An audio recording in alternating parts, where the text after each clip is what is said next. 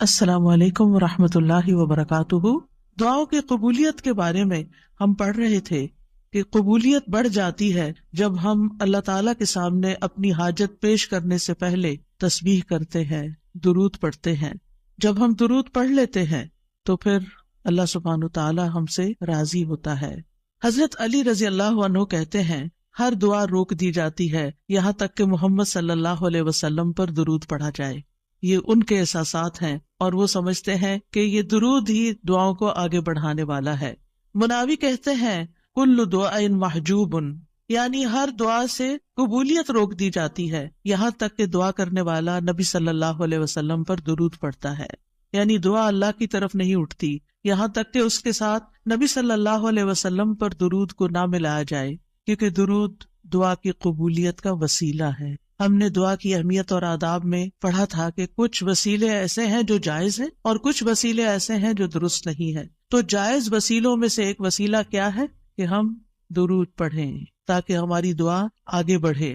دعا میں درود کی وجہ سے اللہ سبحانہ تعالی ہماری ساری ضروریات کے لیے کافی ہو جاتا ہے۔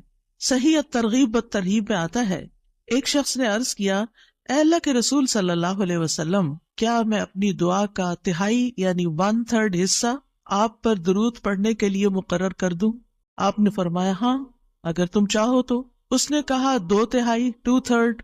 آپ نے فرمایا، ہاں اگر تم چاہو۔ اس نے کہا، اگر میں ساری دعا درود کے لیے مقرر کر دوں؟ تو رسول اللہ صلی اللہ علیہ وسلم نے فرمایا، پھر تو اللہ تمہاری دنیا اور آخرت کے غم و فکر کے لیے تمہیں کافی ہو جائے گا۔ اس کا یہ مطلب نہیں ہے کہ ہم پھر کوئی دعا مانگے ہی نہ، اس کا مطلب یہ ہے کہ زیادہ سے زیادہ درود پڑھیں۔ یعنی دعائیں تو ہم مخصوص وقت میں پڑھتے ہیں یا پھر جب کوئی ضرورت پیش آتی ہے، لیکن درود ہم ہر وقت پڑھ سکتے ہیں۔ یعنی ہماری روزانہ کی جو روٹین ہے، چلتے پھرتے اٹھتے بیٹھتے، کیونکہ کچھ لوگوں نے اس کے ساتھ بھی بڑی پابندیاں عائد کی ہوئی ہیں کہ بغیر وضو کے درود نہ پڑھا جائے، سر پہ دوپٹے کے بغیر درود نہ پڑھا جائے، راستے میں کہیں درود نہ پڑھے۔ ایسا کچھ نہیں ہے۔ دعا ہو، ذکر ہو، درود ہو، وضو کے ساتھ، وضو کے بغیر، راستے میں، سوتے جاگتے اٹھتے بیٹھتے، ہر جگہ پڑھ سکتے ہیں۔ صرف یہ ہے کہ نماز جو ہے وہ وضو کے بغیر نہیں ہوتی، وہ پوری طرح سطر ڈھانکے بغیر نہیں ہوتی۔ آپ لمبی سے لمبی نماز پڑھ رہے ہیں لیکن آپ نے ایسا دوپٹہ اوڑا ہوا ہے کہ آپ کے بال جھلک رہے ہیں، تو آپ کی نماز نہیں ہوگی، آپ کی محنت ضائع ہو جائے گی۔ لیکن درود شریف کے وقت اگر آپ کام کر رہے ہیں، مثلاً کھانا پکا رہے ہیں، اور آپ نے دوپٹہ اتار کے ایک طرف رکھا ہوا ہے کہ بار بار وہ بیچ میں اٹک رہا ہے، تو کوئی حرج نہیں، سر ننگا بھی ہے تو درود شریف پڑھ سکتے ہیں۔ تو درود شریف پڑھتے رہنے سے انسان کے سارے مسائل حل ہو جاتے ہیں، خاص طور پر اگر آپ کے دل پر بوجھ ہے، غم ہے، پریشانی ہے، تو درود ان چیزوں کو دور کرنے والا ہے، ان کا ازالہ کرنے والا ہے۔ یہ دنیا اور آخرت کی خیر کو جمع کرنے والا ہے، کیونکہ اللہ تعالیٰ جس کو غم اور فکر میں کافی ہو جائے تو ایسا شخص دنیا اور آخرت دونوں کی پریشانیوں سے نکل جائے گا، کیونکہ نبی صلی اللہ علیہ وسلم نے درود کی فضیلت کیا بتائی کہ پھر اللہ تعالیٰ اس کو دنیا اور آخرت کے ہم و غم کے لیے کافی ہو جائے گا، یعنی پھر سارے معاملات آپ کے اللہ کے سپرد ہو جائیں گے۔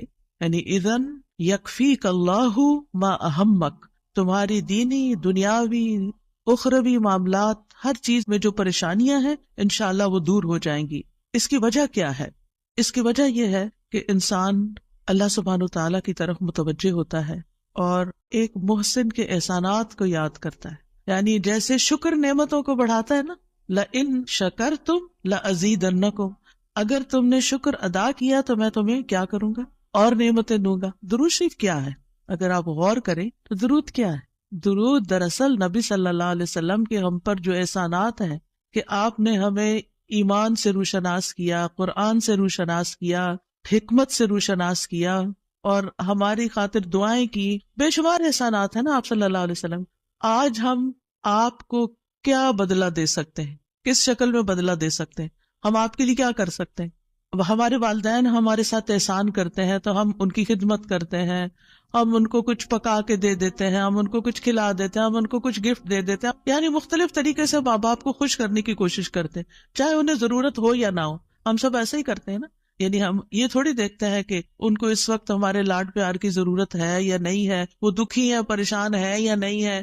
ہم اپنی محبت کا اظہار کسی نہ کسی شکل میں کرتے رہتے ہیں۔ وہ فوت ہو جاتے ہیں تو پھر کیا کرتے ہیں؟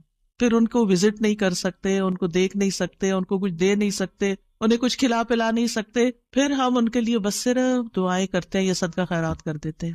یہی چیزیں ان کو فائدہ دیتی ہیں. نبی صلی اللہ علیہ وسلم کے احسانات ہم پر سب انسانوں سے زیادہ ہیں، ہمارے ماں باپ سے بھی زیادہ ہیں ہم پر. اگر ہم سیرہ پڑھیں اور دیکھیں کہ آپ نے کتنے دکھ اٹھائے، کتنے غم اٹھائے، کتنی پریشانیوں سے گزرے، تو حیران ہو جاتا ہے انسان کہ اتنی بھی سچی خیرخواہی کسی انسان کے اندر ہو سکتی. النبی اولی بالمؤمنین من انفسہم، نبی تو تم سے بھی زیادہ تمہارے لیے مہربان ہے. یعنی ہم اپنی جانوں کے بارے میں اتنے فکر مند نہیں ہوتے، ہم اپنے آپ کو خود جہنم کی آگ سے بچانے کے لیے وہ فکر نہیں کرتے جتنی فکر ہمارے نبی صلی اللہ علیہ وسلم نے ہمارے لیے کی. تو ان کے احسانات کا بدلہ کیسے دیں گے ہم ان کے لیے کیا کریں گے؟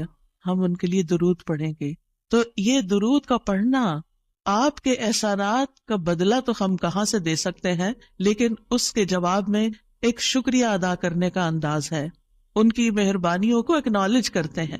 کیونکہ جو شکر گزار انسان ہوتا ہے وہ دنیا میں بھی مطمئن ہوتا ہے، اس کی ایک فلفلمنٹ ہوتی ہے، اور پھر یہ ہے کہ اس کے آگے کے مرحلے بھی آسان ہوتے ہیں. وہ جس کے ساتھ بھی شکر گزاری کا معاملہ کرتا ہے، عام انسانوں کے ساتھ بھی، تو وہ ان کا محبوب بن جاتا ہے. تو جب ہم اللہ تعالیٰ کا شکر ادا کرتے ہیں تو کیا ہم اللہ کے محبوب نہیں ہوں گے؟ جب ہم رسول اللہ صلی اللہ علیہ وسلم کا شکریہ ادا کرتے ہیں، اور شکریہ ادا کرنا صرف زبان سے تھینک یو کہنا نہیں ہوتا، وہ مختلف طریقے سے کسی کو دعا دینا بھی.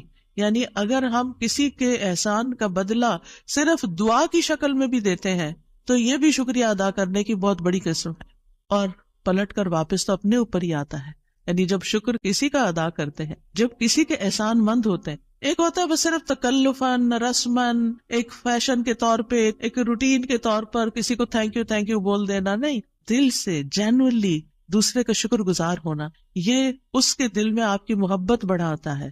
اس میں آپ کی نیت یہ نہیں ہوتی کہ وہ مجھ سے محبت کرے، نہیں، آپ اس کو اکنالج کر رہے ہوتے ہیں، اس کا احسان مان رہے ہوتے ہیں، اور اللہ تعالیٰ اس کے دل میں آپ کی محبت ڈال دیتا ہے.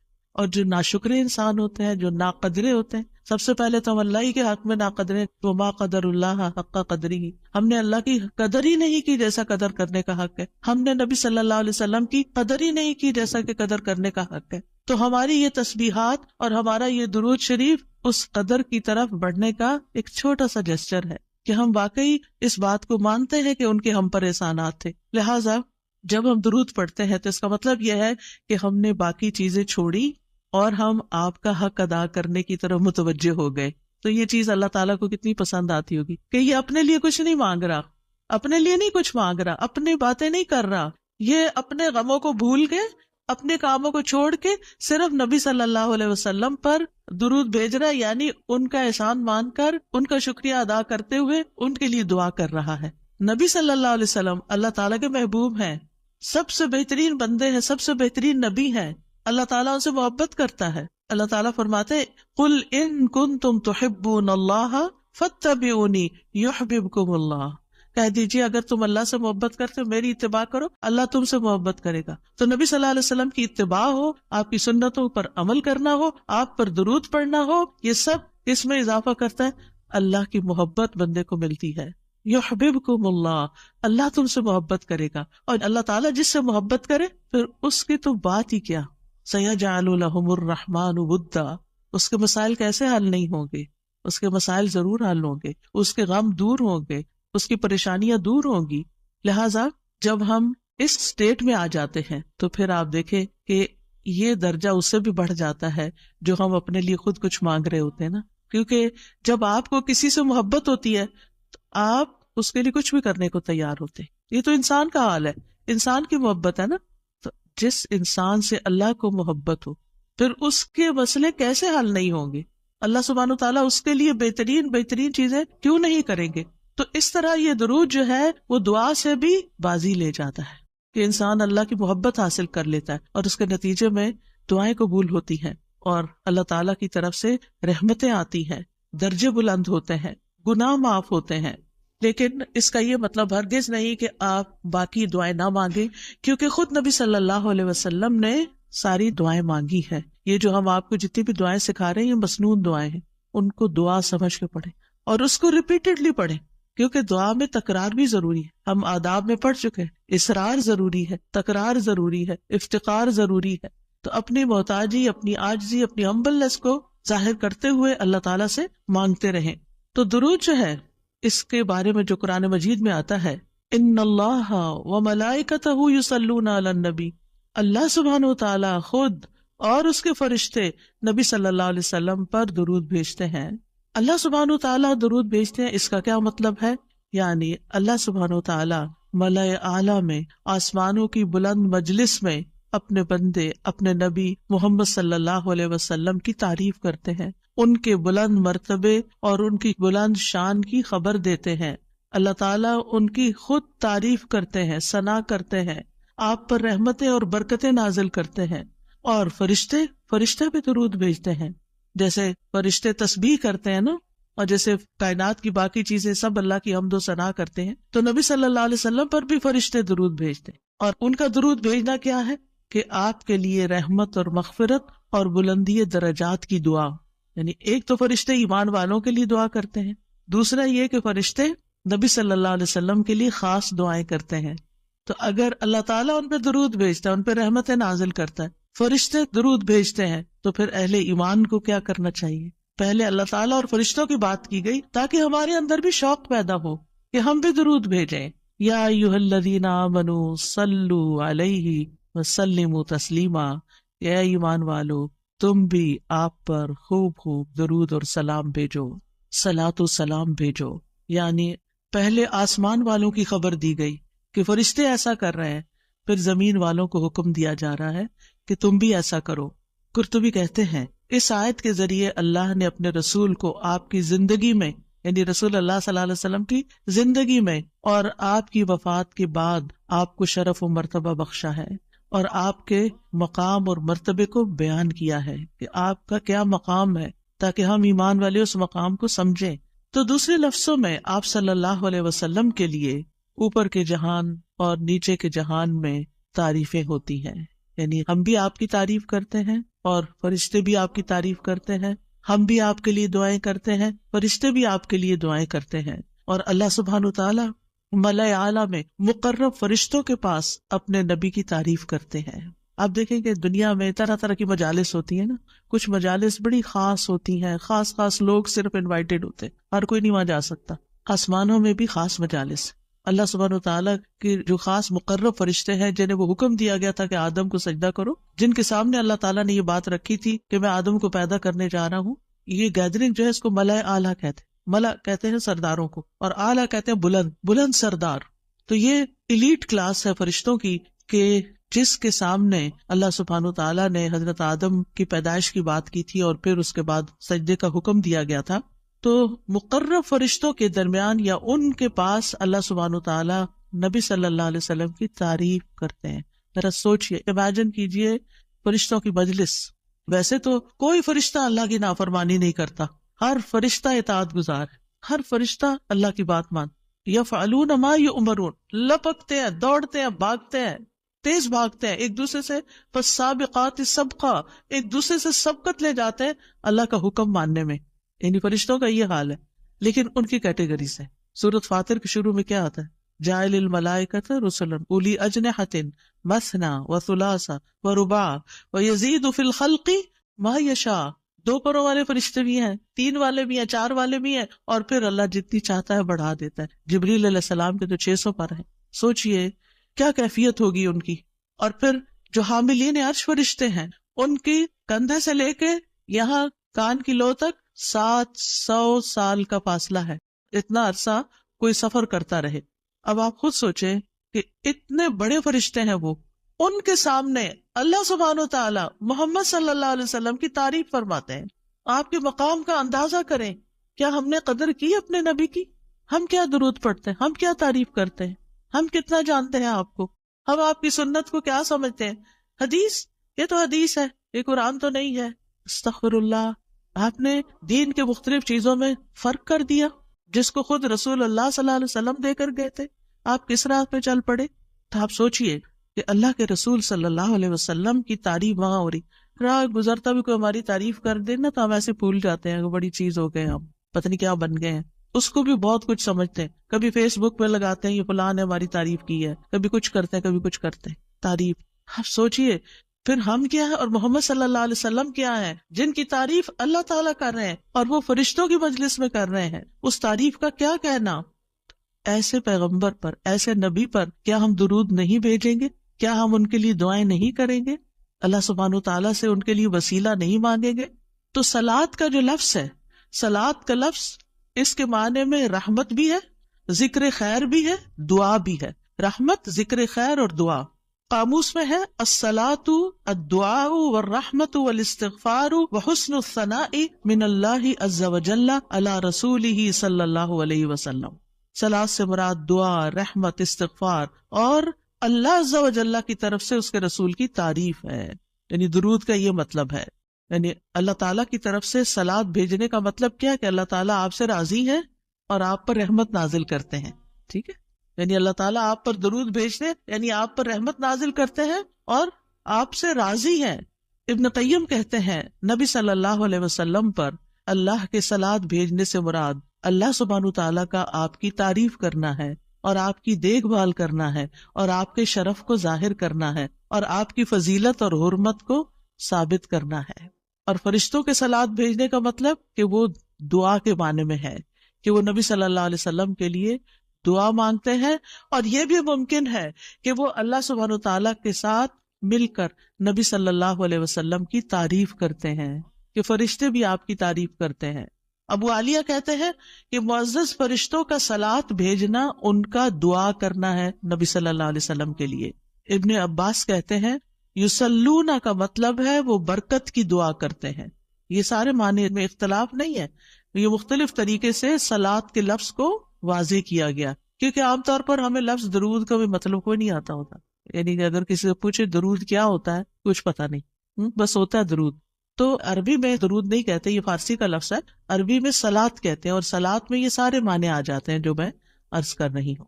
اور امت کو کیا حکم ہے کہ وہ آپ کے لیے دعا بھی کرے اور آپ کے حکم کی تعظیم بھی کرے. آپ کے حکم کو جو نبی صلی اللہ علیہ وسلم کا حکم ہے اس کو سب کے حکم پر فوقیت دیں، اس کو بڑا سمجھیں. ایک طرف ماں باپ کا حکم، ایک طرف رسول اللہ صلی اللہ علیہ وسلم کا حکم. اگرچہ اللہ سبحانہ تعالیٰ نے ہمیں ماں باپ کے ساتھ احسان کا حکم دیا ہے، ان کی بات ماننے کے لیے بھی کہا ہے، لیکن ان کے مقابلے میں اگر رسول اللہ صلی اللہ علیہ وسلم آ جاتے ہیں تو پھر ہمیں رسول اللہ صلی اللہ علیہ وسلم کی بات کو فوقیت دینی ہے، ترجیح دینی ہے، اہمیت دینی ہے. کیونکہ وہ شخص مومن ہی نہیں ہو سکتا جس کو نبی صلی اللہ علیہ وسلم اس کے والدین، اولاد اور سب انسانوں سے زیادہ محبوب نہ ہو جائیں. یہ ایمان کا کرائیٹیریا ہے. سارے انسانوں، چاہے کوئی کتنے بڑے بڑے اسکالرز ہوں، سائنٹسٹ ہوں، ریسرچرز ہوں، چاند پہ جانے والے لوگ ہوں، جو مرضی ہوں، جہاں رسول اللہ صلی اللہ علیہ وسلم کی بات آ گئی یہ بات سچی ہے. صدق اللہ و رسولہ، اللہ اور اس کے رسول نے سچ کہا ہے. صحیح اوتھینٹک حدیث سامنے آ گئی ہے، ایسا ہی کرنا چاہیے. ریسرچز کہتی ہیں شہد نہ کھایا جائے کیونکہ اس میں بہت سویٹنس ہے. نہیں، قرآن کہتا ہے کہ شہد میں شفا ہے. نبی صلی اللہ علیہ وسلم نے تجربہ کروایا تھا ایک شخص کو، وہ شہد سے پہلے بیمار ہوا تھا اور پھر اسی سے ہی وہ ٹھیک ہوا تھا جس کا پیٹ خراب ہوا تھا. ہمارا یقین ہے اگر شہد خالص ہے، شہد شہد ہے، کچھ اور نہیں، تو پھر اسی میں ہی شفا ہے. یہ ہو نہیں سکتا کہ جو بات قرآن کہہ دے اور جو بات نبی صلی اللہ علیہ وسلم کہہ دے پھر اس میں کوئی شک باقی رہے. کوئی شک نہیں. ہمیں اس شک کو دل سے نکالنا ہے. دو چیزیں ایمان میں خلل ڈالتی ہیں، شبہات اینڈ شہوات. کیونکہ جب ہمارے اندر ڈاؤٹس آ جاتے ہیں نا کسی چیز کے بارے میں تو پھر ہمارا یقین اٹھ جاتا ہے، پھر ہمارا عمل کمزور ہو جاتا ہے. اور اسی طرح جب ہماری خواہشات آگے آ جاتی ہیں تو پھر ہم لیزی ہو جاتے ہیں، ہم اپنی مرضی پسند کے محبوب کام کرنے لگتے ہیں اور دوسرے کاموں کو پیچھے کر دیتے ہیں، چاہے وہ ہمارے لیے زیادہ فائدے کی کیوں نہ ہو. ابن قیم کہتے ہیں ہمارا آپ پر صلاۃ بھیجنا یہ ہے کہ ہم اللہ تعالیٰ سے مطالبہ کرتے ہیں، ہم اللہ تعالیٰ سے دعا کرتے ہیں، اللہم، کہ اے اللہ ہمارے نبی کی اور بھی زیادہ تعریف کریں اور آپ کی فضیلت اور شرف کو ظاہر کریں اور آپ کی تکریم اور اپنی قربت کا آپ ان کے لیے اظہار کریں. یعنی اے اللہ تعالیٰ آپ ان کو اور زیادہ محبوب بنا لیں، اور زیادہ ان کو عزت دیں، اور زیادہ ان کے درجے بلند کریں. اور یہ سچے دل سے تو دعا اسی کی ہوگی نا جو نبی صلی اللہ علیہ وسلم سے محبت کرتا ہوگا اور آپ کی اہمیت کو جانتا ہوگا. ان لوگوں کا درود کیا درود ہوگا جو نبی صلی اللہ علیہ وسلم کو وہ عزت اور مقام دیتے ہی نہیں جو واقعی ان کا ہے.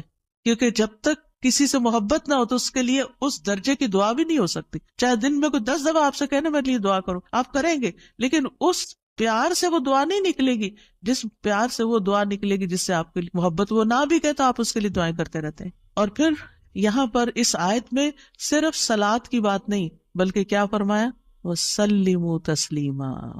سلموا، آپ کو سلام کا تحفہ بھی دیں، صرف صلاۃ نہیں بلکہ سلام بھی کریں.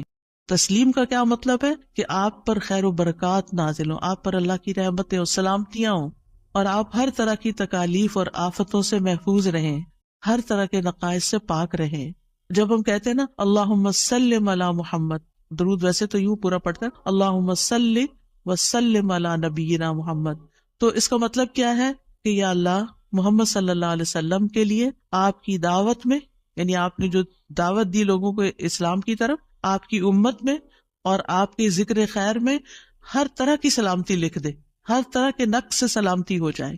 اور اس طرح امت آپ کے لیے جتنی دعائیں کرتی جا رہی ہے، یعنی جب سے نبی صلی اللہ علیہ وسلم کے بارے میں یہ آیت اتری اور جب سے صحابہ کرام اور پھر تابعین، تبع تابعین اور امت کے باقی لوگ ان ساری صدیوں میں آپ کے لیے یہ دعا کر رہے ہیں، ان ساری دعاؤں کے اس درود کے نتیجے میں آپ کا مقام بلند ہوتا جا رہا ہے، ہوتا جا رہا ہے، ہوتا جا رہا ہے. آپ سوچئے کہ اللہ سبحانہ وتعالیٰ کتنا قدردان ہے. نبی صلی اللہ علیہ وسلم نے اپنی نبوت کی مختصر زندگی میں جو محنت کی سو کی، لیکن اس کا انعام اور صلہ کتنی خوبصورت شکل میں اللہ تعالیٰ دے رہا ہے کہ دنیا میں آپ کا نام بلند کر رہا ہے اور آپ کو بلندی عطا کر رہا ہے اور آپ کے لیے سب سے دعائیں کرنے کو کہہ رہا ہے. یعنی درود کیا ہے؟ نبی صلی اللہ علیہ وسلم کے لیے دعا، اور وہ دعائیں اللہ تعالیٰ قبول بھی کرتے جا رہے اور اس کے نتیجے میں نبی صلی اللہ علیہ وسلم کے درجات بلند ہوتے چلے جا رہے ہیں.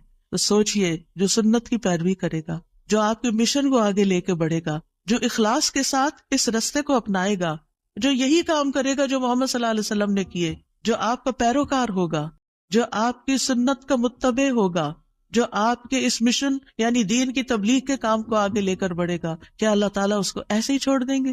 کیا اللہ سبحانہ و تعالیٰ اس کی قدر نہیں کریں گے؟ ہم سب انسان کسی نہ کسی طرح دنیا میں بلندی چاہتے ہیں، کوئی ڈگری کے ذریعے، کوئی مال کے ذریعے، کوئی کسی ذریعے دوسروں سے آگے نکلنا چاہتا ہے، بلند مرتبہ ہونا چاہتا ہے. لیکن اس راستے کو چھوڑ دیتے ہیں کیونکہ اس راستے کو بظاہر یوں لگتا ہے کہ اس سے کیا ملے گا، ہمیں اس سے کون سی بلندی مل جائے گی، اور اس طرح ہم نبی صلی اللہ علیہ وسلم کے طریقہ کار کو چھوڑ کر اور طریقوں کو اختیار کرنے لگتے ہیں. ہم سمجھتے ہیں شاید اس میں زیادہ خیر ہے یا اس سے ہمیں زیادہ بھلائی یا کوئی بڑائی مل جائے گی. نہیں، اصل بات یہ ہے کہ ہمیں جو عزت یہ دین دے سکتا ہے، جو مرتبوں کی بلندی، جو اللہ کی رحمتیں، جو خیر اور لازوال نعمتیں جنہیں کبھی ختم نہیں ہونا، جو اس راستے سے مل سکتی ہے، وہ دنیا میں کوئی اور راستہ ہے ہی نہیں ان سب نعمتوں کو پانے کا. پھر بھی ہم اپنے دین کو حقیر سمجھتے ہیں اور دین کی خدمت کو فارغ وقت کا کام سمجھتے ہیں اور پورے خوشی اور محبت اور خلوص کے ساتھ یہ کام نہیں کرنا چاہتے. ہمیں ضرورت رہتی ہے کہ کوئی اور آئے، دھکا سٹارٹ کرے اور پھر ہم آگے بڑھیں، کوئی ہمیں موٹیویٹ کرے تو پھر ہم کچھ کریں. ہم خود سے کچھ کرنے والے نہیں. ہم کس بات کے انتظار میں ہیں؟ اصل مشکل یہ کہ ہمارے یقین میں کمی ہے، تو اس یقین کو بڑھانے کی ضرورت ہے. تو اللہ سبحانہ و تعالیٰ اپنے فرشتوں کے بعد ایمان والوں کو حکم دیتا ہے کہ اے مومنو، تم تو زیادہ حقدار ہو کہ نبی پر درود و سلام بھیجو، کیونکہ تمہیں ان کی رسالت سے جو برکتیں حاصل ہوئی ہیں، جو فیض حاصل ہوا ہے، وہ فرشتوں کو تو نہیں ہوا نا. فرشتے تو پہلے سے اللہ کی عبادت کرے. ہمیں عبادت کے طریقے کس نے سکھائے؟ محمد صلی اللہ علیہ وسلم نے سکھائے. آپ کی بدولت ہمیں یہ ساری نعمتیں ملی، تو ہمیں تو زیادہ پھر درود بھیجنا چاہیے. تو صلو علیہ وسلموا تسلیما. تو آپ کا حق اور آپ کی عزت اور آپ کی قدردانی صرف یہ نہیں کہ ہم آپ کی شان میں کوئی گستاخی نہ کریں یا کوئی گستاخی کرے تو اس کے پیچھے پڑ جائیں. آپ کا مقام اس سے زیادہ کا متقاضی ہے کہ آپ پر درود و سلام بھیجا جائے. اور یہ قرآن سے بھی ثابت، اور یہ سنت سے بھی ثابت، اور یہ فرشتوں کا طریقہ بھی ثابت. اسی لیے آپ دیکھیں کہ نماز کے اندر درود پڑھنا واجب ہے، واجب ہے. اگر آپ نے اتحیات پڑھ کے سلام پھیر دیا، درود نہیں پڑھا، تو آپ کی نماز ناقص ہے. لیکن اگر آپ کو وضو ٹوٹ رہا ہے مثال کے طور پر، اور آپ سوچتے ہیں کہ اب اگر میں اس موقع پر میری نماز جاتی ہے تو میں کیا کروں گا، تو اگر آپ صرف اتنا بھی پڑھ دیتے ہیں نا، اللہم صلی وسلم علی نبینا محمد، اور سلام پھیر دیتے ہیں، نماز ہو جاتی ہے. تو یہ یعنی عام حالات میں بھی ہم درود پڑھ سکتے ہیں، اور نماز میں تو پڑھنا ہی پڑھنا ہے، اور پھر اذان کے بعد اور مختلف مواقع پر انشاءاللہ دیکھتے ہیں۔ شیخ سعدی کہتے ہیں آپ صلی اللہ علیہ وسلم پر درود بھیجنا اللہ سبحانہ وتعالیٰ اور اس کے فرشتوں کی اقتدا ہے، اور جو حقوق ہم پہ عائد ہوتے ہیں اس کا بدلہ دینا بھی مقصود ہے۔ آپ کی محبت اور آپ کی تکریم کی علامت ہے، جو آپ سے جتنی محبت کرے گا اتنا ہی درود بھیجے گا۔ پھر یہ اجر و ثواب کے حصول کا ذریعہ بھی ہے۔ سبحان اللہ، یعنی جب کوئی انسان شکر گزار ہوتا ہے، قدردان ہوتا ہے، تو اللہ تعالیٰ اس کی کیسی قدردانی کرتے ہیں۔ درود ہم آپ پر پڑھتے ہیں، ثواب ہمیں مل رہا ہوتا ہے، کوئی احسان نہیں ہے کسی پر، آپ کو بھی ساتھ ہی فائدہ ہو گیا۔ اور پھر یہ ایمان کی علامت ہے، کیونکہ جو آپ سے محبت نہیں کرتا اس کا ایمان مکمل نہیں۔ اور پھر آپ کی توقیر جس کا حکم اللہ تعالیٰ نے دیا اس کی علامت بھی ہے، لِتُؤْمِنُوا بِاللَّهِ وَرَسُولِهِ وَتُعَزِّرُوهُ وَتُوَقِّرُوهُ وَتُسَبِّحُوهُ بُكْرَةً وَأَصِيلًا، تاکہ تم اللہ اور اس کے رسول پر ایمان لاؤ اور اس کی مدد کرو اور اس کی تعظیم کرو اور دن کے شروع اور آخر میں تسبیح کرو۔ نبی صلی اللہ علیہ وسلم کی امت پر جو احسانات ہیں ان کا تھوڑا سا ذکر کرنا اس لیے ضروری ہے تاکہ یاد تازہ ہو جائے کہ آپ کے ذریعے ہمیں کیا کیا فیض ملا۔ سب سے بڑی بات یہ کہ وہ ہمارے بارے میں بڑے رحیم و شفیق تھے۔ لَقَدْ جَاءَكُمْ رَسُولٌ مِّنْ أَنفُسِكُمْ عَزِيزٌ عَلَيْهِ مَا عَنِتُّمْ حَرِيصٌ عَلَيْكُمْ بِالْمُؤْمِنِينَ رَءُوفٌ رَحِيمٌ۔ لوگوں، تمہارے پاس تمہیں میں سے ایک رسول آیا ہے، اگر تمہیں کوئی تکلیف پہنچے تو اسے گناہ گزرتی، اس کو تکلیف ہوتی ہے۔ کیا ہمارے اندر بھی دوسروں کے لیے ایسے احساسات ہیں کہ کسی کو تکلیف پہنچے تو ہمیں تکلیف ہو جائے؟ نبی صلی اللہ علیہ وسلم کو ایمان والوں کی تکلیف سے تکلیف پہنچتی تھی۔ وہ تمہاری فلاح کا حریص ہے۔ ہم ہیں لوگوں کی فلاح کے حریص کہ ان کو ہدایت ہو جائے، یہ دین کی طرف آ جائے۔ مومنوں پر نہایت مہربان اور رحم کرنے والا ہے۔ یہ ہیں ہمارے رسول جن کی گواہی اللہ تعالیٰ نے دی کہ ان کے اندر کے جذبات لوگوں کے لیے کیا ہے اور ان کا مشن کیا، اور وہ چاہتے کیا ہے آپ کے لیے، اور وہ کتنے شفیق اور مہربان ہے۔ یعنی ایک دائی کی بنیادی صفت ہونی چاہیے کہ وہ دوسروں سے محبت کرنے والا ہو، دوسروں کی خیر کرنے والا ہو۔ ہم بعض اوقات دین کا کام کرتے ہوئے اتنے پروفیشنل ہو جاتے ہیں کہ ہماری ٹون بھی بڑی اسپارٹ ہو جاتی ہے اور ہمارا انداز بھی بڑا تحکمانہ ہو جاتا ہے۔ ہم سمجھتے ہیں کہ ہم صحیح معنی میں خدمت کر رہے ہیں، نہیں، کہیں ایسا نہ ہو کہ اس کی وجہ سے لوگ دین سے ہی دور ہو جائیں۔ نبی صلی اللہ علیہ وسلم کا یہ طریقہ نہیں تھا۔ اللہ کی قسم، ہم جتنے سنت کے زیادہ قریب ہوں گے اتنے ہی زیادہ ہم دین کو فائدہ پہنچانے والے ہوں گے، اور جتنے سنتوں سے دور ہو جائیں گے اور آپ کے طریقے سے دور ہو جائیں گے، آپ سے بھی اتنے ہی دور ہو جائیں گے اور دین کو بھی اتنا ہی نقصان پھر دیں گے۔ نبی صلی اللہ علیہ وسلم مومنوں پر ان کی جانوں سے بھی زیادہ قریب ہیں۔ النبی اولیٰ بالمؤمنین من انفسہم وازواجہ امہاتہم۔ یہ نبی مومنوں پر ان کی جانوں سے زیادہ حق رکھنے والا ہے اور اس کی بیویاں ان کی مائیں ہیں۔ نبی صلی اللہ علیہ وسلم نے فرمایا، دنیا میں کوئی مومن ایسا نہیں جس سے میرا دنیا اور آخرت میں سب سے زیادہ قریب کا رشتہ نہ ہو۔ اگر چاہتے ہو تو یہ آیت پڑھ لو۔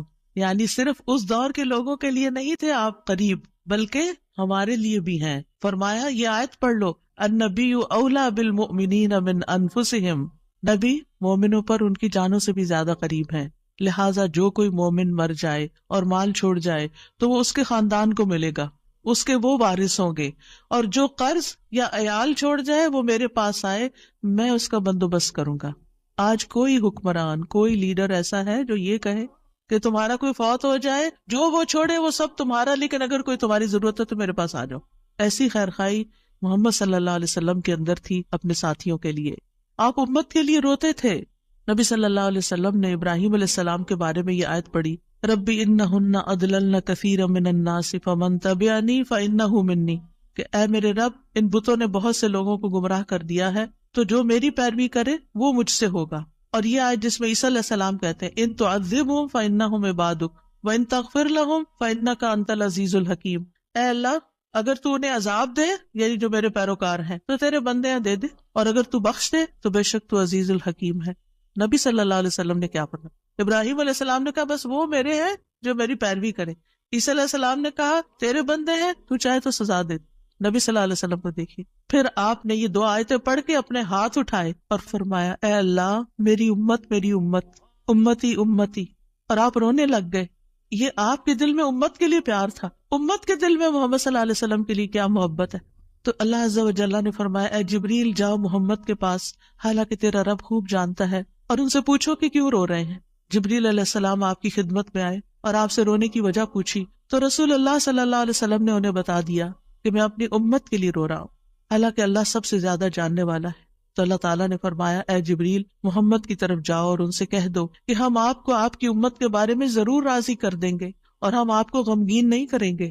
اتنے حریص تھے وہ ہماری نجات کے اور ہماری فلاح کے، تو کیا وہ والدین سے بھی زیادہ پھر مہربان نہیں ہم پر؟ ہمارے ماں باپ ہماری دنیا کا غم کرتے ہیں، ہماری دنیا کی فکریں کرتے ہیں، ان کو کھانا کہاں سے ملے گا، ان کے فلاں چیز کا کیا ہوگا، فلاں چیز کا کیا ہوگا۔ نبی صلی اللہ علیہ وسلم ہماری دنیا کے تو پیچھے ہو گیا نا کہ جس کا عیال ہو، قرض دار ہو، میرے پاس آ جائے، لیکن ہماری آخرت کی فکر کرتے ہیں کہ میری امت کی بخشش ہوگی کہ نہیں ہوگی۔ ایک دفعہ کوئی لا الہ الا اللہ محمد الرسول اللہ کہہ کر اس دین میں داخل ہو جاتا ہے تو پھر محمد صلی اللہ علیہ وسلم اس کے لیے مہربان ہو جاتے ہیں، اس کے لیے غمگین ہو جاتے ہیں کہ اس کی بخشش ہو جائے۔ آپ ہر نماز میں امت کے لیے دعائیں کرتے تھے، ہر نماز میں۔ حضرت عائشہ کہتی ہیں، میں نے رسول اللہ صلی اللہ علیہ وسلم کو خوش طبیعت دیکھ کر کہا، اے اللہ کے رسول، میرے لیے اللہ تعالیٰ سے دعا کریں۔ آپ نے فرمایا، اللہم اغفر لعائشہ ما تقدم من ذنبها وما تأخر وما اسرت وما اعلنت۔ اے اللہ، عائشہ کے سب گناہ بخش دے، جو اس نے پہلے کیے، جو بعد میں کیے، جو چھپا کے کیے، جو اعلانیہ کیے۔ خوشی سے حضرت عائشہ نے ہنسنا شروع کر دیا، یہاں تک کہ ہنستے ہنستے ان کا سر رسول اللہ صلی اللہ علیہ وسلم کی گود میں جا پڑا۔ آپ نے پوچھا، کیا تمہیں میری دعا نے خوش کر دیا؟ انہوں نے کہا، بھلا مجھے کیا ہے کہ آپ کی دعا خوش نہ کرے، آپ کی دعا سے ہی خوش ہوئی ہوں۔ آپ نے فرمایا، اللہ کی قسم، میں ہر نماز میں اپنی امت کے لیے یہ دعا کرتا ہوں۔ یہ احسانات ہیں آپ کے ہم پر، اور آپ نے اپنی مقبول ترین دعا جو تھی اپنی امت کے لیے محفوظ کر لی۔ نبی صلی اللہ علیہ وسلم نے فرمایا، مجھ سے کہا گیا آپ مانگیں، کیونکہ ہر نبی نے مانگا ہے، ہر نبی کو ایک مقبول دعا دی گئی ہے کہ جو اللہ تعالیٰ ضرور قبول کرے گا، لیکن میں نے اپنا سوال قیامت کے دن کے لیے مؤخر کر دیا، ڈیلے کر دیا، وہاں جا کے مانگوں گا اور وہ تمہارے لیے ہوگا، اور لا الہ الا اللہ کی گواہی دینے والے ہر شخص کے لیے ہوگا۔ ہمیں اگر اللہ تعالیٰ کی طرف سے یہ پیغام آئے کہ کوئی ایک دعا مانگ لو وہ ضرور قبول ہوگی، تو ہم تو جھٹ سے اپنے لیے کوئی دنیا کی دعا مانگ لیں گے جو جلد ختم بھی ہو جانے والی۔ اس سے آپ کی حکمت کا اندازہ لگائیں اور ہمارے لیے آپ کی محبت کا اندازہ کریں۔ آپ کی وجہ سے امت کو شفاعت ملے گی۔ نبی صلی اللہ علیہ وسلم نے فرمایا، مجھے 5 چیزیں ایسی دی گئیں جو مجھ سے پہلے کسی کو نہیں دی گئی، ان میں سے ایک مجھے شفاعت عطا کی گئی، یعنی نبی صلی اللہ علیہ وسلم کو شفاعت کا حق دیا گیا۔ نبی صلی اللہ علیہ وسلم امت کی شفاعت کی خاطر تمام رات فکر مند رہے۔ ابو ذر کہتے ہیں، ایک مرتبہ رسول اللہ صلی اللہ علیہ وسلم نے نماز شروع کی اور ساری رات صبح تک ایک ہی آیت رکوع اور سجود میں پڑھتے رہے کہ اے اللہ، اگر تو انہیں عذاب میں مبتلا کر دے تو یہ تیرے بندے ہیں، اور اگر تو انہیں معاف کر دے تو تو بڑا غالب حکمت والا ہے۔ جب صبح ہوئی تو میں نے عرض کیا، یا رسول اللہ، آپ ساری رات صبح تک رکوع اور سجود میں ایک ہی آیت پڑھتے رہے؟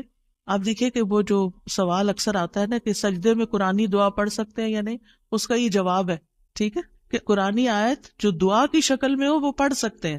آپ صلی اللہ علیہ وسلم نے فرمایا، میں اپنے رب سے اپنی امت کے لیے سفارش کا حق مانگ رہا تھا، یہ دعا کر کے امت کے لیے سفارش کا حق مانگ رہا تھا جو اللہ نے مجھے عطا کر دیا، اور انشاءاللہ یہ ہر اس شخص کو نصیب ہوگی جو اللہ کے ساتھ کسی کو شریک نہیں ٹھہراتا، شرک نہیں کرتا۔ ابن عباس کہتے ہیں، رسول اللہ صلی اللہ علیہ وسلم نے فرمایا، اللہ نے میرے لیے میری امت کی غلطی اور بھول چوک اور جس پر ان کو مجبور کر دیا جائے اس سے درگزر فرمایا ہے، اور یہ بھی آپ کا ایک احسان ہے ہم پر۔ نبی صلی اللہ علیہ وسلم نے اپنی امت کو مشقت میں نہیں ڈالا، بس وہ کام سکھائے جو وہ کر سکتے تھے آسانی سے۔ آپ صلی اللہ علیہ وسلم نے فرمایا، اگر میری امت پر مشقت نہ ہوتی تو میں انہیں ہر نماز کے وقت وضو کرنے کا حکم دیتا، یعنی چاہے وضو ہوتا پھر بھی دوبارہ حکم دیتا، لیکن اگر وضو ہے تو دوبارہ نہ بھی کرو، یہ آسانی دیا آپ نے۔ آپ اپنی امتیوں کو آگ سے بچانے کی شدید حرص رکھتے تھے۔ نبی صلی اللہ علیہ وسلم نے ایک مرتبہ فرمایا، میری مثال اور لوگوں کی مثال اس شخص کی طرح ہے جس نے آگ روشن کی، جب اس کے چاروں طرف روشنی پھیل گئی تو پروانے اور کیڑے مکوڑے جو آگ پہ گرتے ہیں اس میں گرنے لگے۔ وہ آدمی ان کو آگ سے دور کرتا ہے لیکن وہ اس کے قابو میں نہیں آتے بلکہ آگ میں داخل ہو جاتے ہیں۔ اسی طرح میں تمہاری کمروں سے پکڑ پکڑ کر تمہیں آگ سے روکتا ہوں اور تم اس میں گرتے جاتے ہو، یعنی میں تمہیں روکتا ہوں کہ وہ غلط کام نہیں کرو کہ جو آگ کی طرف لے جانے والے ہیں، اور تم رک نہیں رہے۔ اسی طرح آپ صلی اللہ علیہ وسلم نے اپنے بعد آنے والے امتیوں کے لیے بھی محبت کا اظہار کیا ہے۔ حدیث میں آتا ہے، آپ نے فرمایا، کاش میں اپنے بھائیوں سے مل پاتا۔ نبی صلی اللہ علیہ وسلم کے صحابہ نے عرض کیا، کیا ہم آپ کے بھائی نہیں؟ آپ نے فرمایا، تم میرے صحابہ ہو۔ میرے بھائی وہ لوگ ہیں جو مجھ پر ایمان لائے ہوں گے لیکن میری زیارت نہ کر سکے ہوں گے، یعنی آپ کے بعد دنیا میں آئے ہیں۔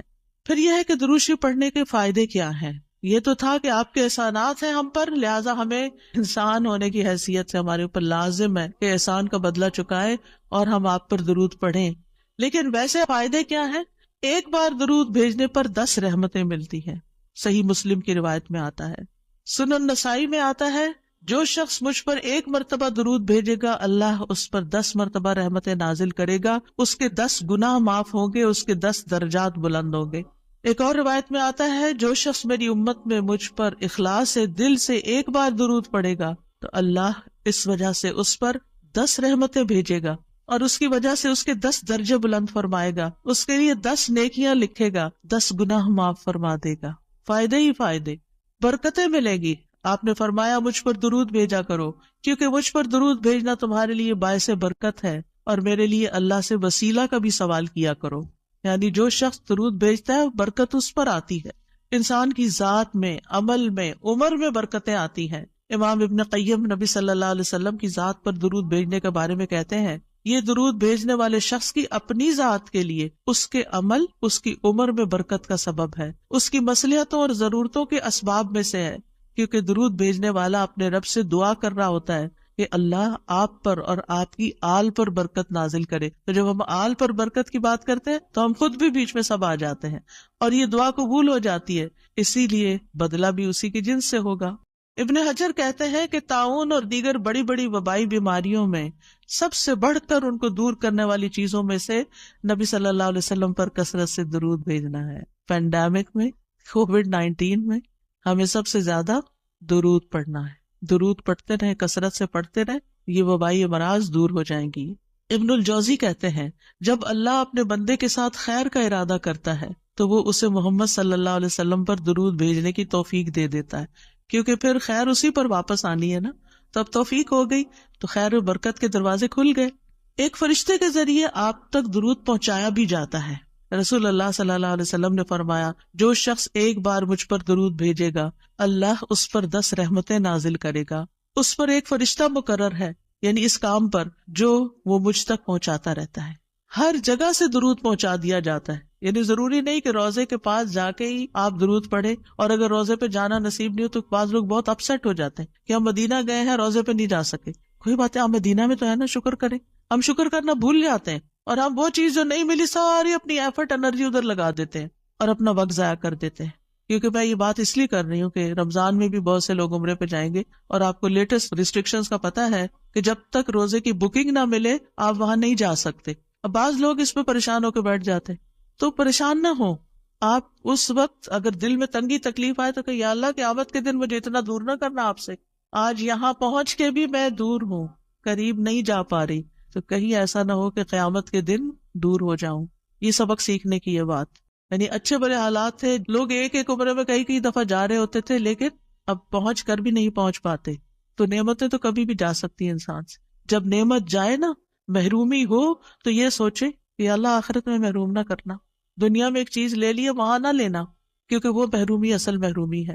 تو ایسے میں آپ دیکھیں کہ اگر آپ 20 میٹر دور بیٹھ کے بھی درود شریف پڑھ رہے ہیں نا، مدینہ کے اندر پڑھ رہے ہیں، مکہ میں پڑھ رہے ہیں، کینیڈا میں پڑھ رہے ہیں، یہاں سے بھی آپ کا درود پہنچا دیا جاتا ہے۔ اللہ تعالیٰ کے ایسے لشکر ہیں، ایسے فرشتے ہیں، سیکنڈز میں آپ کی بات کہاں سے کہاں چلی جاتی ہے۔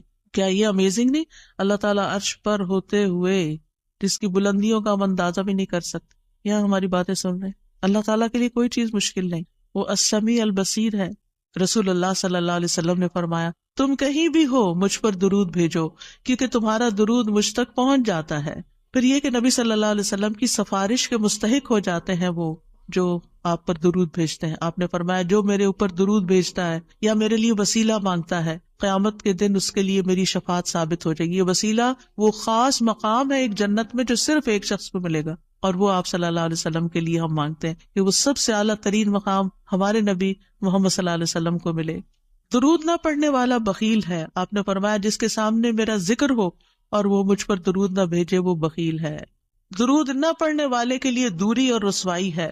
مالک بن حویرث کہتے ہیں رسول اللہ صلی اللہ علیہ وسلم ممبر پر چڑھے، جب پہلی سیڑھی پر چڑھے تو فرمایا آمین، پھر دوسری پر چڑھے تو فرمایا آمین، پھر تیسری پر چڑھے تو فرمایا آمین، پھر فرمایا میرے پاس جبریل آئے اور فرمایا اے محمد، جس نے رمضان کا مہینہ پایا پھر اس کی بخشش نہ ہو سکی تو اللہ اس کو اپنی رحمت سے دور کر دے۔ میں نے کہا آمین۔ جبریل نے بد دعا کی، پھر فرمایا جس نے اپنے دونوں والدین میں سے ایک کو یا دونوں کو پایا اور آگ میں داخل ہو گیا، یعنی ان کی خدمت نہیں کی، ان کو راضی نہیں کیا، اللہ اس کو اپنی رحمت سے دور کرے۔ میں نے کہا آمین۔ دعا جبریل مانگ رہے ہیں اور آمین محمد صلی اللہ علیہ وسلم کہہ رہے ہیں۔ فرمایا جس کے سامنے آپ کا ذکر آیا اور اس نے آپ پر درود نہیں پڑھا، اللہ اس کو اپنی رحمت سے دور کر دے۔ کہیے آمین۔ میں نے کہا آمین۔ ایک اور روایت میں آتا ہے وہ شخص رسوا ہوا جس کے سامنے آپ کا ذکر آیا اور اس نے آپ پر درود نہیں پڑھا۔ میں نے کہا آمین۔ تو دل ہی دل میں صلی اللہ علیہ وسلم پڑھ لینا چاہیے، اور اگر ایک مجلس میں کئی دفعہ آپ کا ذکر آ رہا ہے تو پورا لمبا درود شریف نہیں، یعنی مختصر بھی پڑھ سکتے ہیں۔ انس بن مالک کہتے ہیں نبی صلی اللہ علیہ وسلم نے فرمایا جس کے پاس میرا ذکر کیا جائے وہ ضرور مجھ پر درود بھیجے اور فوراً پڑھنا چاہیے۔ صالح کہتے ہیں اگر تاخیر کرے گا تو مذمت ہوگی، یعنی پسندیدہ نہیں۔ اسی طرح آپ کا نام لکھتے وقت یعنی محمد لکھتے وقت ساتھ صلی اللہ علیہ وسلم لکھنا چاہیے، یہ آپ کی تعظیم کے تقاضوں میں سے ہے۔ سفیان ثوری کہتے ہیں اگر حدیث کے پڑھنے والے کو کوئی اور فائدہ نہ بھی ہو تو اس کو یہ فائدہ ضرور حاصل ہوتا ہے کہ وہ رسول اللہ صلی اللہ علیہ وسلم پر درود بھیجتا ہے۔ جب تک وہ حدیث کی کتاب پڑھتا رہتا ہے اس پر اللہ کی رحمت نازل ہوتی رہتی۔ اگر آپ بخاری کی کلاس میں بیٹھے ہوئے ہیں اور بار بار درود آ رہا ہے، اگر آپ کو حدیثیں نہیں بھی سمجھ آ رہی تب بھی آپ پر رحمت آ رہی ہے۔ پھر اذان کے بعد نبی صلی اللہ علیہ وسلم نے فرمایا جب تم مؤذن کو سنو تو اسی طرح کہو جیسے وہ کہتا ہے، پھر مجھ پہ درود بھیجو، کیونکہ جو مجھ پر ایک دفعہ درود بھیجتا ہے اللہ تعالیٰ اس کے بدلے میں اس پر 10 رحمتیں نازل فرماتا ہے۔ پھر مسجد میں داخل ہوتے وقت نبی صلی اللہ علیہ وسلم جب مسجد میں داخل ہوتے تو پہلے درود و سلام پڑھتے تھے، پھر یہ پڑھتے اللہم اغفر لی ذنوبی وافتح لی ابواب رحمتک۔ اگر ایک سٹینڈی بنوا کے سامنے رکھ دی جائے نا اللہم صلی وسلم علی نبینا محمد، اور اس کے نیچے یہ والی دعا لکھ کے، تو اس سے کیا ہوگا کہ جو بھی داخل ہوگا نظر پڑے گی تو ریمائنڈر ہو جائے گا۔ پھر ہر نماز کے پہلے اور آخری تشہد میں درود شریف پڑھنا، یعنی آپ صلی اللہ علیہ وسلم پہلے میں بھی پڑھتے تھے، تو اگر پہلے میں پڑھ لیا جائے کبھی تو سجدہ صاحب کرنے کی نہیں ضرورت۔ پھر اسی طرح یہ کہ صفا مروہ کی سعی کرتے وقت وہاں پر جب آپ چکر لگا رہے ہوتے ہیں تو ساتھ ساتھ درود بھی پڑھتے جائیں، یعنی دعائیں کرنے کے علاوہ۔ یعنی عام طور پہ ہم صرف اور مختصر اذکار یا دعاؤں پہ زیادہ رکھتے ہیں، درود بھول جاتے ہیں۔ اور خصوصاً جب ہم صفا کے پاس کھڑے ہوں، حضرت عمر کہتے ہیں کہ جب تم آؤ تو بیت اللہ کے ساتھ چکر لگاؤ اور پھر مقام ابراہیم پہ 2 رکعت پڑھو، پھر صفا کے پاس آؤ، کھڑے ہو جاؤ، بیت اللہ نظر آئے، 7 بار اللہ اکبر کہو، ہر 2 تکبیروں کے درمیان اللہ کی حمد و ثنا کرو اور درود بھی بھیجو، اپنے لیے دعا مانگو، اور مروہ پہاڑی پر بھی ایسا ہی کرو۔ پھر جمعہ کے دن اور رات نبی صلی اللہ علیہ وسلم نے فرمایا جمعہ کے دن اور رات کو کثرت سے مجھ پر درود بھیجو، بس جو آدمی ایک دفعہ درود بھیجے گا اللہ اس پر 10 رحمتیں نازل کرے گا۔ نماز جنازہ کی دوسری تکبیر کے بعد قنوت نازلہ پڑھتے وقت دعا کے شروع، آغاز اور اختتام پر مجالس میں، یعنی جس مجلس میں آپ بیٹھیں چاہے دنیا کے مجلس تو اس میں بھی بیٹھے بیٹھے درود پڑھیں۔ نبی صلی اللہ علیہ وسلم نے فرمایا جو لوگ کسی جگہ پر مجلس کریں، بیٹھے ہیں باتیں کر رہے ہیں لیکن نہ اس میں اللہ کا ذکر کریں نہ اپنے نبی پر درود بھیجیں تو وہ ان کے لیے نقصان کا باعث ہوگی، پھر اگر اللہ چاہے تو انہیں عذاب دے، اگر چاہے تو انہیں بخش دے۔ تو اس لیے درود وہاں بھی ضروری ہے۔ اور ایک اور روایت میں آتا ہے کہ قیامت کے دن ایسی مجلس ان کے لیے حسرت کا باعث ہوگی، اگرچہ وہ اپنے اجر و ثواب کی بنا پہ جنت میں داخل بھی ہو جائیں لیکن انہیں اس مجلس پہ حسرت ہوگا ہم وہاں بیٹھے تھے اور ہم نے ایک دفعہ بھی درود نہیں پڑھا۔ نبی صلی اللہ علیہ وسلم کے علاوہ دیگر انبیاء پر بھی درود پڑھا جا سکتا ہے۔ آپ نے فرمایا اللہ کے نبیوں اور رسولوں پر درود بھیجو، اس لیے کہ اللہ نے انہیں بھی میری طرح مبعوث کیا تھا۔ اور بعض احادیث سے یہ پتہ چلتا ہے کہ جب آپ نبیوں کا تذکرہ کرتے تو ان کے ساتھ صلی اللہ علیہ وسلم کہتے تھے۔ اسی لیے آپ نے دیکھا کہ فقہ القلوب کی کتاب کے اندر دیگر انبیاء موسیٰ صلی اللہ علیہ وسلم لکھا ہوتا ہے۔ ہم حیران ہوتے ہیں کہ یہ کیوں؟ تو یہ بھی سنت سے ثابت ہے، کیونکہ نبی صلی اللہ علیہ وسلم نے جب انبیاء کا ذکر کیا اذهبوا الى ابراہیم صلی اللہ علیہ وسلم ویأتون موسیٰ صلی اللہ علیہ وسلم اذهبوا الى عیسیٰ صلی اللہ علیہ وسلم، یعنی آپ جب یہ حدیث بیان کر رہے تھے تو نبیوں کے نام کے ساتھ یہ پڑھ رہے تھے۔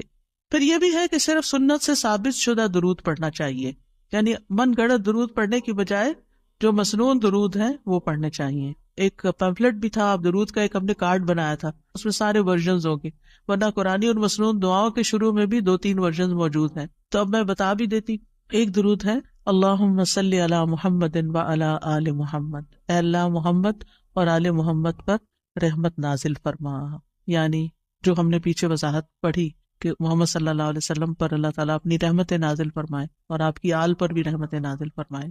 دوسرا ہے اللہم صلی علی محمد النبی الامی وعلی آل محمد، یہ بھی آپ پڑھ سکتے ہیں، مختلف اوقات میں مختلف پڑھ لیں. پھر نماز میں اللہم صلی علی محمد وعلی آل محمد کما صلیت علی ابراہیم وعلی آل ابراہیم انک حمید مجید، اللہم بارک علی محمد وعلی آل محمد کما بارکت علی ابراہیم وعلی آل ابراہیم انک حمید مجید.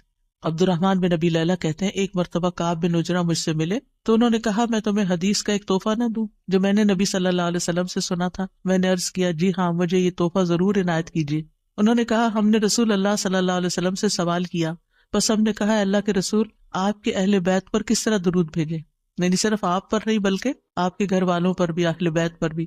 بے شک اللہ نے آپ پر سلام بھیجنے کا طریقہ تو ہمیں سکھا دیا ہے. تو اس پر آپ نے فرمایا یوں کہا کرو اللہم صلی علی محمد وعلی آل محمد کما صلیت علی ابراہیم وعلی آل ابراہیم انک حمید مجید، اللہم بارک علی محمد وعلی آل محمد کما بارکت علی ابراہیم وعلی آل ابراہیم انک حمید مجید. اور پھر یہ ہے کہ رحمت کے علاوہ یہاں برکت کی دعا بھی الگ طور پر کی گئی ہے. ٹھیک ہے، صلاۃ میں ویسے شامل ہے لیکن یہاں الگ طور پر برکت کی بات کی، اور انک حمید مجید اللہ سبحانہ و تعالیٰ کی تعریف بیان کی گئی ہے. اسی طرح ایک اور درود ہے اللہم صلی علی محمد وازواجہ وذریتہ کما صلیت علی ابراہیم وبارک علی محمد وازواجہ وذریتہ کما بارکت علی آل ابراہیم انک حمید مجید. تو سوال یہ پیدا ہوتا ہے کہ آپ کی ازواج اور ذریت پر کیوں درود بھیجیں، ان کے لیے کیوں دعا کریں؟ کیونکہ وہ آپ کے اس مشن میں آپ کے ساتھ ہی تھے. آپ دیکھیں کہ بعض پیغمبروں کی بیویاں ان کے ساتھ نہیں تھیں، لیکن حضرت ابراہیم کے، حضرت ہاجرہ کا کردار آپ سب کو معلوم ہے، کتنی قربانیاں کی انہوں نے، کہ کس طرح اللہ کے حکم کے اوپر ابراہیم علیہ السلام نے جب ان کو ایک صحرا میں چھوڑا تو انہوں نے کوئی شکایت ہی نہیں کی، اسے ایکسپٹ کر لیا، خوشی خوشی ایکسپٹ کیا. اور پھر حضرت سارہ بھی اسی طرح، لیکن حضرت نوح علیہ السلام اور حضرت لوط علیہ السلام کی بیویوں نے ساتھ نہیں دیا. تو نبی صلی اللہ علیہ وسلم کی ازواج نے آپ کا ساتھ دیا، اور خاص طور پر حضرت عائشہ رضی اللہ تعالیٰ عنہ نے کس طرح آپ کے علم کو آگے نصف صدی تک لوگوں کو پہنچایا جو علم کسی اور کے پاس نہیں تھا. اور اسی طرح پھر حضرت فاطمہ اور پھر حضرت فاطمہ کی اولاد، یہ سارے آپ کے خیر میں شریک تھے، یعنی جو آپ کا مشن تھا اس میں آپ کے شریک تھے. اور ویسے بھی آپ دیکھیں کہ گھر والے جو ہوتے ہیں وہ بھی اس خیر میں حصہ پاتے ہیں، یعنی اولاد کو ماں باپ کی نیکیوں میں سے ایک حصہ مل جاتا ہے، ان کی وجہ سے ان کو دنیا میں اور آخرت دونوں میں فائدے ہوتے ہیں. تو اللہ سبحانہ و تعالیٰ سے دعا ہے کہ اللہ تعالیٰ ہمیں نبی صلی اللہ علیہ وسلم کے مقام کو پہچاننے والا بنائے، ہمیں آپ سے سچی محبت عطا فرمائے، اور ہمیں صحیح معنوں میں درود شریف پڑھنے کا حق ادا کرنے کی توفیق دے، اور ہم کبھی بھی درود شریف پڑھتے ہوئے نہ تھکیں. اللہم صلی وسلم وبارک علی محمد، اللہم صلی وسلم وبارک علی محمد، اللہم صلی وسلم وبارک علی محمد، اللہم صلی وسلم وبارک علی محمد، اللہم صلی وسلم وبارک علی محمد، اللہم صلی وسلم وبارک علی محمد، اللہم صلی وسلم وبارک علی